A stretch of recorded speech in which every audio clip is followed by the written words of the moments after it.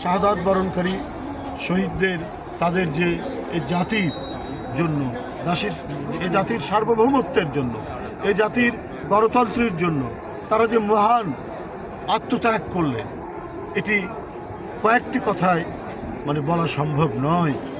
এই জাতি যুগ যুগ ধরে আসন্ন দিনগুলো এবং যতদিন আমরা বেঁচে থাকব এবং আমাদের উত্তর প্রজন্ম যারা বেঁচে থাকবে, আজকের এই শিশু কিশোর জনতার এই আত্মদান এটা কখনোই ভুলবে না। এখানে সাধারণ ছাত্ররা যেমন নিজের জীবন দিয়েছেন, তাদেরই নেতৃত্বে আন্দোলন, এখানে সাধারণ শ্রমজীবী মানুষও তারাও সেখানে অংশগ্রহণ করেছে, জনগণ সেখানে অংশগ্রহণ করেছে। এটা এক অভূতপূর্ব ঘটনা। এদেশে ছাত্ররা এবং ছাত্র আন্দোলনের একটা গৌরবোজ্জ্বল যে ভূমিকা আছে, সেইটা যে ফ্যাসিস্টরা চলে গেল তারা কখনোই বুঝতে চায়নি, তারা কখনোই উপলব্ধি করতে পারেনি। তারা মনে করেছে তাদের গড়া পুলিশ দিয়ে তারা বাংলাদেশে আজীবন রাজত্ব করে যাবে।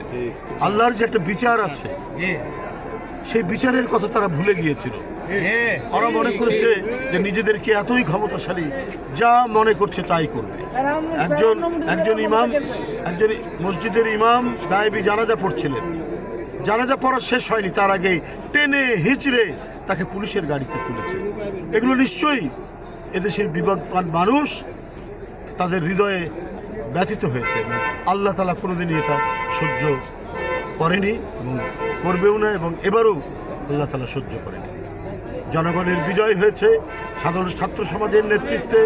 এই বিজয় গোটা পৃথিবীর মানুষের জন্য, অধিকারকামী মানুষের জন্য এক মহান বার্তা দিচ্ছে।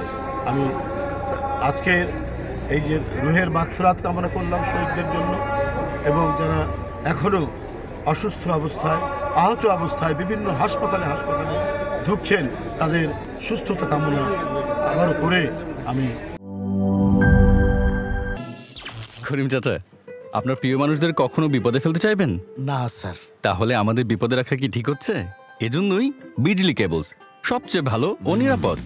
ফ্লেম রিটার্ডেন্ট পিভিসি দিয়ে তৈরি বিজলি কেবলস, নিরাপদ আজীবন।